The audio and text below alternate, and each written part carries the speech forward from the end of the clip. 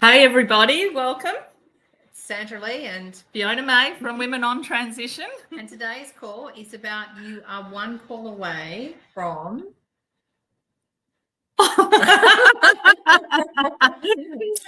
Finding joy in the present moment. Absolutely. So, being mindful, being here, being, engaged when people are talking to you or having conversations. So, being present and giving your presence to other people. So we're going to have a look at that today. Absolutely. And, it's something that we all know when somebody is talking to us and they're not connecting with us, they're not making eye contact, they're not being there present energetically, you can feel it. You can feel it before even you see it. And so we're going to share some of the strategies that you can take into life about how you can put into practice some really cool things that are simple and easy to do every day. Yeah. So you're one call away from from finding joy in your present moment, ladies. We don't need to wait for something to happen or, for life to change for us to be happy. We get to have that choice every single minute of every single day. So in the world that often moves at a frantic pace, it's easy to become distracted from the present moment. But what if I told you that true joy and contentment can be a choice away? It's possible to control our mind and rediscover the power of living in the here and now.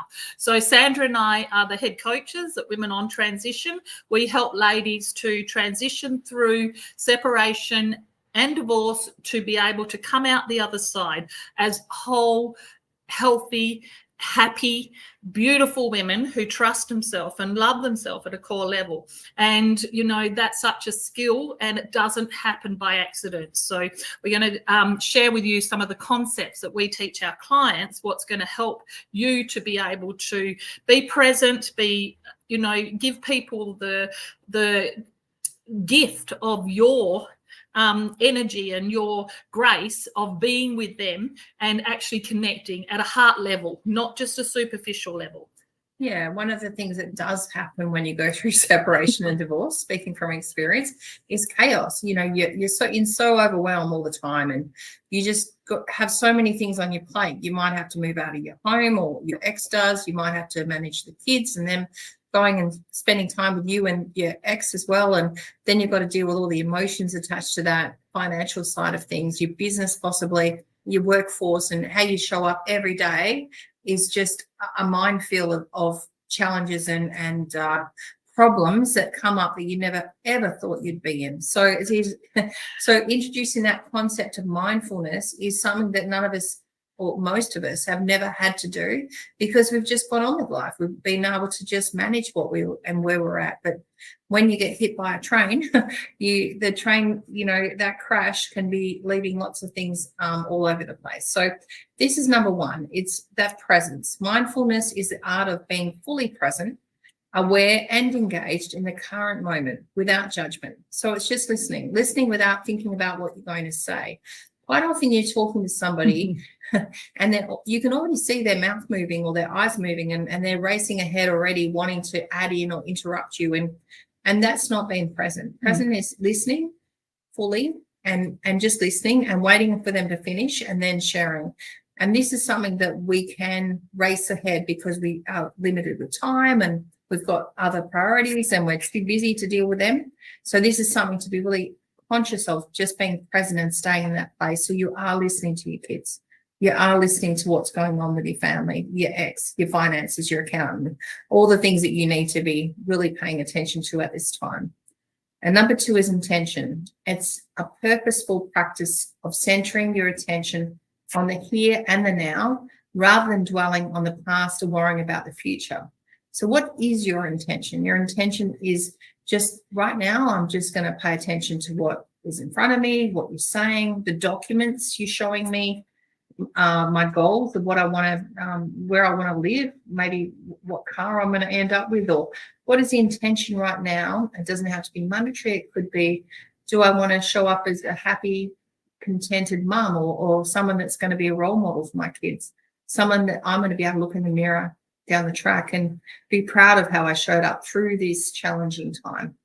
And number 3 is acceptance. That mindfulness encourages us to observe our thoughts and feelings with compassion without getting caught up in them. So we're actually curious. We're going, okay, well, what made me feel angry right then, right now? What made me feel sad? What made me feel, and just to come back into ourselves and look at what's showing up for us and why we've been that person at that time.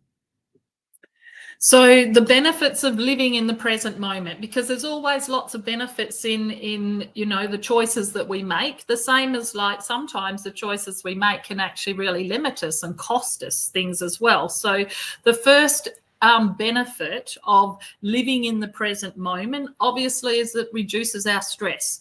You know, mindfulness has been shown to lower our cortisol levels, and cortisol is the stress hormone. So the body's main stress hormone, if that's in overdrive and you're always under pressure, you're always, you know, having to perform, you've got a million things to do, then you're always going to be in that fight or flight mode, and you're always going to be challenged, and you've got a million things on your plate. So it's really hard to slow down and just be aware of how you're showing up in the world. And, you know, it really makes a difference how you show up in the world, because, you know, how you show up affects everybody else around you. Often we forget that. Often we think that, you know, other people are doing and saying things, but very often it's because of how we're showing up in the world. And when we really step into that, being responsible for how we show up, we start to be consciously aware of how that impacts and affects other people. So we're going to be more calm and relaxed if we're actually just, you know, showing up consciously and, you know, making an effort to connect with people at a heart level, get out of our heads and get into our hearts. The second thing is that it really, you know, if we increase our focus, you know, if we anchor our attention in the present, you may enhance your ability to concentrate and be more productive. So, you know, women often think that they can multitask and they've always got 10 things on the go at once, but it's, even though we are very talented and we're clever and we're smart and we can do that, it doesn't mean that all 10 things are getting looked after at the level that they should be getting looked after. But, you know, when we're present, when we're really focused, we can actually increase our ability to get things right on one thing at a time. So some of those differences between the masculine and the feminine are helpful for us to know here, because men are linear. They do focus on one thing at a time and they don't do anything else until that one thing is done. That can be terribly frustrating to women who do multitask, because they wonder why men can't multitask. But, you know, there's pros and cons. I'd want you to be consciously aware. If you've got too many things on the go, you might be handling them all, but you might not be doing all of them well. So, you know, just be careful what you concentrate on and what you put your focus to. The third thing is our emotional well-being. Now, practicing mindfulness can help us cultivate a greater sense of inner peace, joy, and appreciation for life's simple pleasures. So when we are just aware of how we're showing up, then, you know, one of the gifts we can give ourselves and other people is being grateful. And when we're grateful, we tend to want to just be thankful for everything we have. We're not comparing ourselves. We're not feeling like we're ripped off. We're not, you know, blaming or complaining or thinking that, you know, other people have got more than us. We just come back to being centered, being grounded, and being thankful and grateful. And, you know, that makes us, we're easy to be around. We're easy to love when we're grateful for everything we've got in our lives. Absolutely. And this is a neuroscience of happiness, you know, neuroplasticity. It's a mindfulness training, and it's shown to increase gray matter density in brain regions associated with learning, memory, and emotional regulation. What is it that you're stretching it's like an elastic band, you know, what are you stretching that elastic band out constantly to be able to stretch it into being able to grow and learn and try new things. And that's when we move out of overwhelm, because overwhelm's when we just can only think about here. Whereas when we stretch it, we're opening up that to a football oval to allow all the thoughts and feelings to go into a bigger space. And they do spread out. We can be present then with just what's in front of us and being able to just bite off that elephant one bite at a time. So there is some science behind how this all works, and it is understanding that. But the big key to it is just being present and just chunking it down to, I remember going through my separation and like, there's no way I could imagine where I'd be in 12 months, let alone 6 months, let alone next week. So if you're feeling like that, just think about how I can chunk down today, where I'm going to be in the next hour. What do I need to do this hour? I need to make a phone call. I need to pick up the kids from school. I need to just do one thing this hour and break it right down until you can just make sure that you're looking at it and you can feel like it's manageable. And the dopamine releases, mindful practices can stimulate the release of dopamine and the feel-good neurotransmitter, leading to a natural mood boost. So once you go through and you get this feel-good vibe. It's like when we first meet somebody and we've got a real good vibe with them, right? And this is what it's saying is, what are the things that chocolate does it in? The things that give us a real good feel-good, and we want to do it again. So this is something that you can train your brain to enjoy. Going for a walk, picking up the kids and spending time with them, go and buying ice cream, go for, sitting down by the beach and having fish and chips, or what is it, or just having a walk in the morning. And so these are the things that you can be creating as your own happiness, your own science of happiness. And the reduced amygdala activity is mindfulness can help calm the amygdala and the part of the brain responsible for processing fear and anxiety, promoting greater emotional stability. And so this for us is something that, what is it that's going on that's creating that fear? What's causing that, oh my God, that fear that comes up? This is where we are triggered from something that could have maybe happened to us in the past.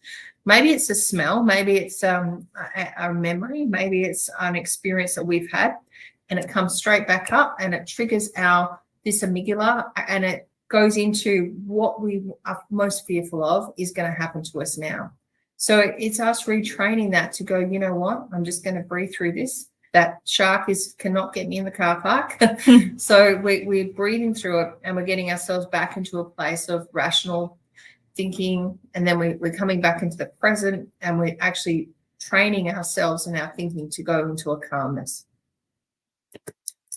Okay, so let's look at some simple mindfulness exercises, ladies, because when we become mindful, and mindful is just a word for becoming conscious, becoming aware of what's going on in our head, because we've all got that little voice on our shoulder. Most of us have got a little angel and we've got a little devil, and whoever you feed the most, whoever you take notice of the most, that's the one that's going to speak the loudest. So if you're always praising yourself and giving yourself, being kind to yourself, being loving, being nurturing, then you're looking after your little angel. But if you're listening to your little devil, you'll be taking notice of when it tells you that you're not enough, or you can't do that, or play it safe, don't take risks. So our little devil he is a little devil, and it can be a she devil or a he devil. But it limits us and it stops us reaching our potential. And so you've got to decide, and it needs to be a conscious decision as to who you're going to listen to. But for most people, they don't know how to handle it and what to do to stop that little voice running their life. Now, the truth is that only 10% of the population are in control of their little voices. 90%, the little voices actually run their life. And that's pretty scary, isn't it? Because that means 90% of people aren't mindful. They're not consciously aware, and they're often just running on fear.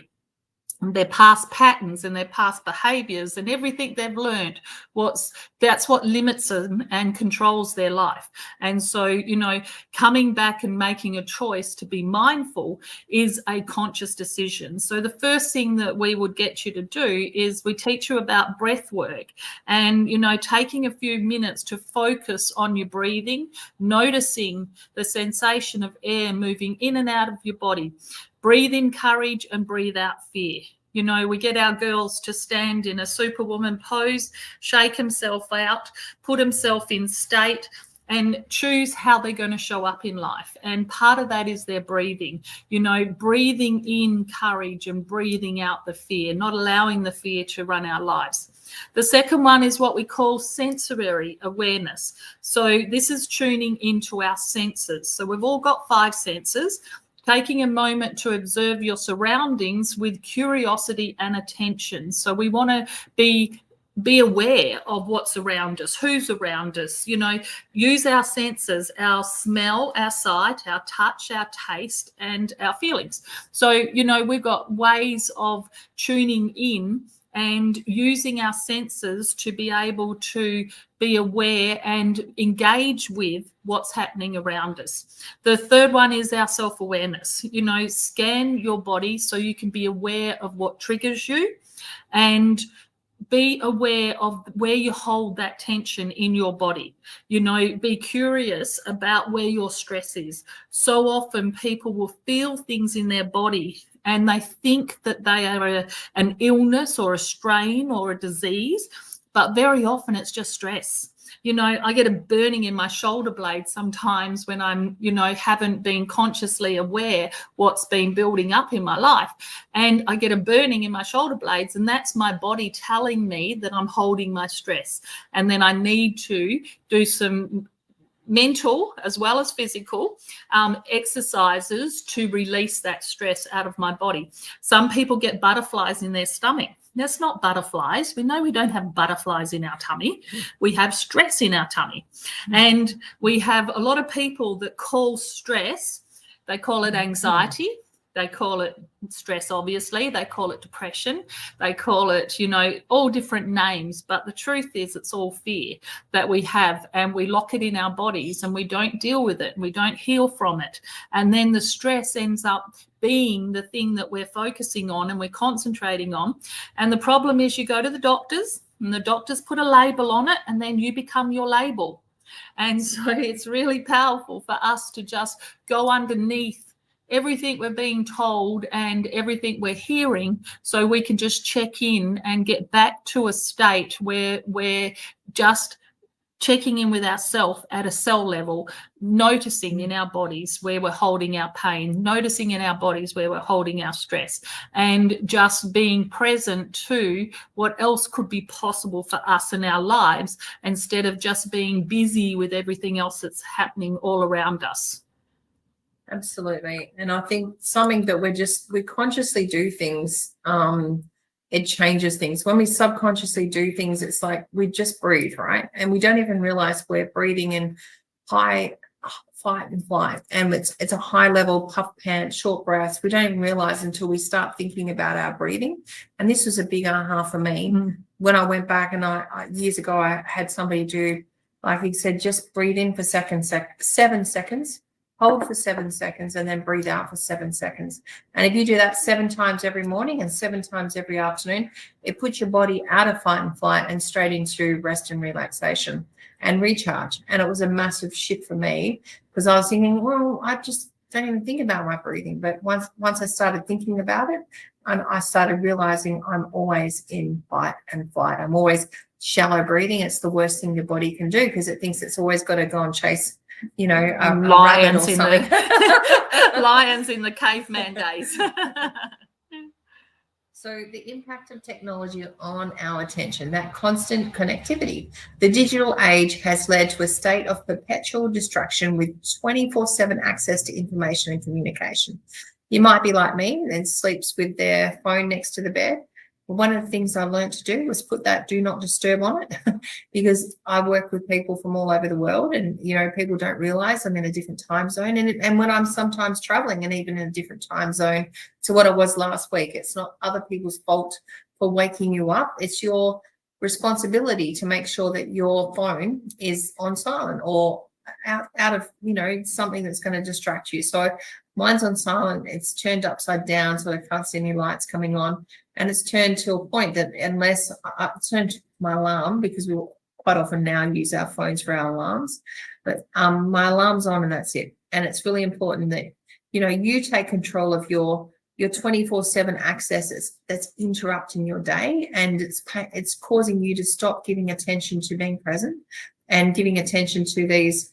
Some of you might have experienced the time management square. You know, is it urgent and important, or, you know, for you, or is it urgent and for you and important to someone else, or important to you and urgent for someone else, or not urgent, not important?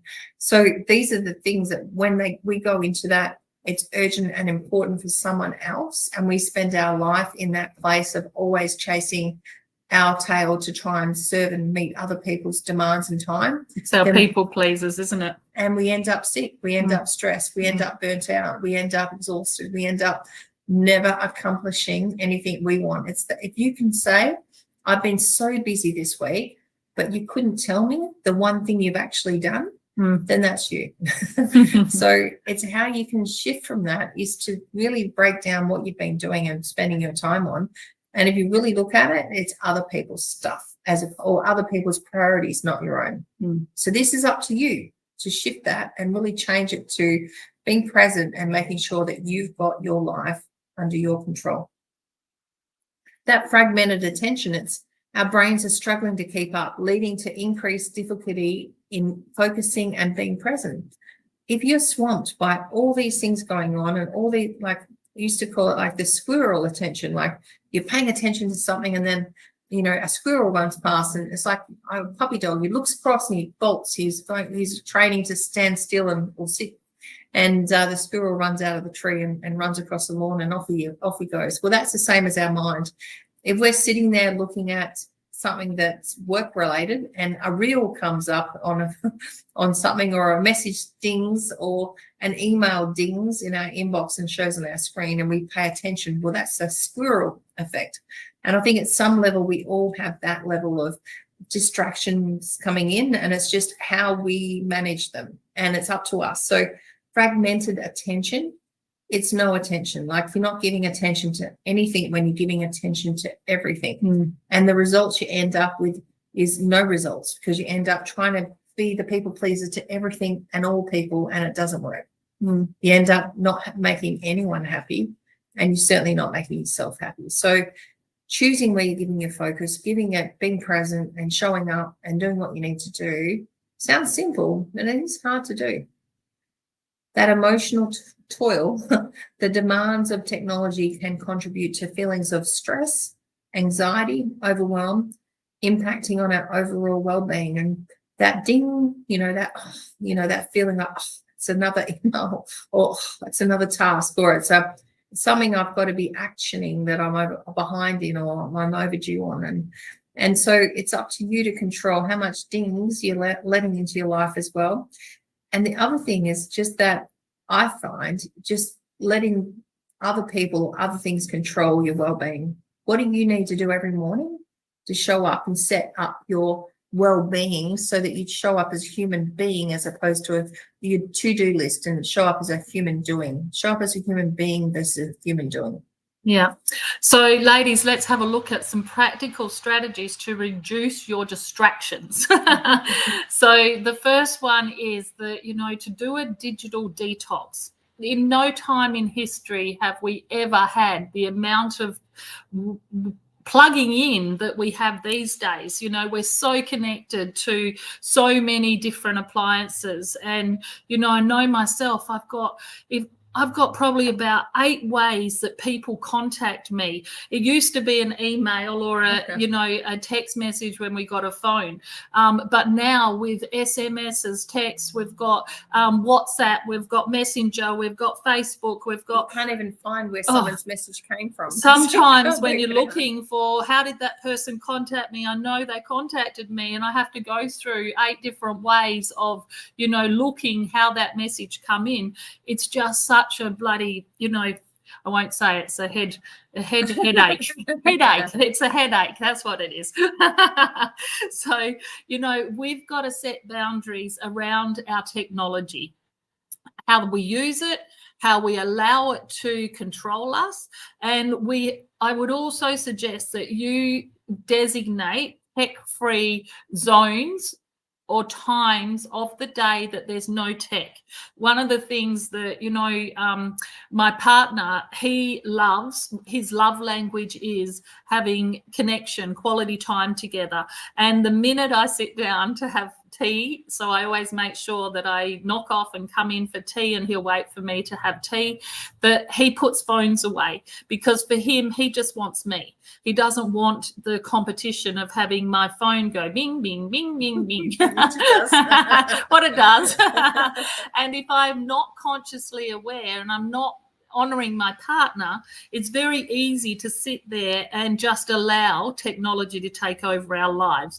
I got a train home the other day, and it was the first time for so long, and I was just amazed with how lack of interaction there was on the train. Everybody had their headphones on, they had their head down, they were doing stuff on their phone, just about every single person on the train. And I just thought, wow, how life has changed dramatically over the last few years, and how disconnected we are as a human race. And yet technology just is, it's just such a play in everybody's life. It gives us a distraction. I think you need to be consciously aware of how much you allow that to distract you. I'd love to encourage you to maintain a daily ritual and have positive habits. Set yourself up, have a plan, and be focused on creating the day that you actually want your day to go like. Incorporate mindfulness practices into your daily routine, and for you to be focused on achieving outcomes in line with your goals. Every morning, I want you to jump out of bed. I want you to be positive and inspired and excited about what the day has in store for you. Now, ladies, that doesn't happen accidentally, especially after you go through a separation and divorce.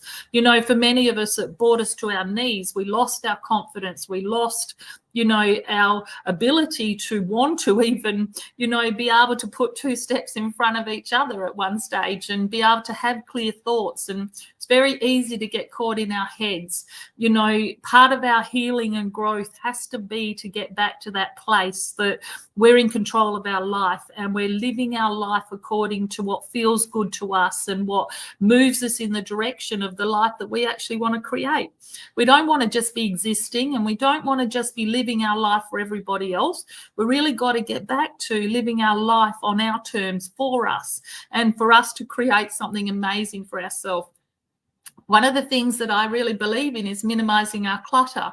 To do a good clean, a spring clean around you, your room, your desk, I know myself, I get home from traveling, and very often we're traveling and we get home and we've only got a week and then we're away again, and we just go from thing to thing. And sometimes it feels like we live out of suitcases.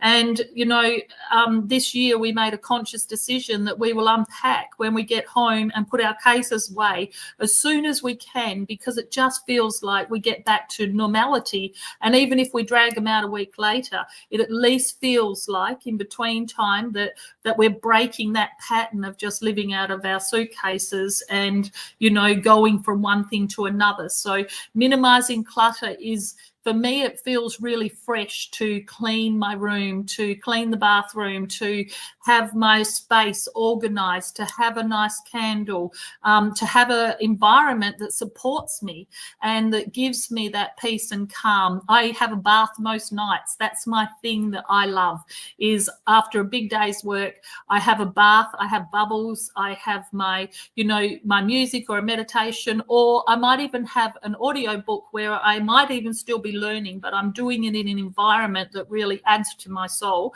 and what I really enjoy. So we have to create beautiful environment for ourselves, what reduces our stress and gives us the ability to reconnect with ourselves, so we fill up our cup.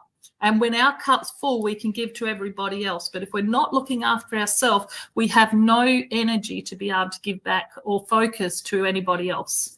I like the saying, heard from Fiona, was, you fill your cup first and then you give from the saucer. And what we have always done in the past, and I know I've been totally, responsible for this as well, has been, I give from the cup, and then there's nothing in the saucer, and the cup is empty as well. So, and then that's when you're totally depleted and exhausted and drained, and you don't even know how you're going to fill the cup. You don't even know where the cup is some days. So this comes back to fill your cup and keep it full, and overflow it into the saucer and give from the saucer. And that way you're continuously feeding into the saucer your joy, your happiness, your peace, your contentment, your calmness, your patience, your role modelness, and all these things that you want to be. And then you're giving, and you can keep giving, and you're not drained, you're not empty, and you're not exhausted. And that's a really important thing. And I love that analogy as well. So start your mindfulness journey. How to embrace the path. Mindfulness is created by growing your mind and learning how to be peaceful. Be kind to yourself as you explore this transformative practice. It's not going to happen overnight. It's not going to happen in an instant. It is something that's going to take lots of practice, and you are going to fall off that horse, and you are going to get back into chaos and mayhem and overwhelm. And then it's about you going, this is not okay. And how do I get back? And you have to just make the decision and take control to get back to where you were or where you want to be. And seek support. Consider connecting with a divorce recovery coach to educate you and provide an accountability buddy, an accountability partner, someone that's on your side, on your team, that is an unreasonable friend that holds you accountable and doesn't let you get away with your stuff, and making sure that, you know, your BS, your belief systems are in place, and that you're on target to where you want to go as well. And acknowledge and appreciate even the smallest steps you take towards greater presence and inner peace make a massive difference.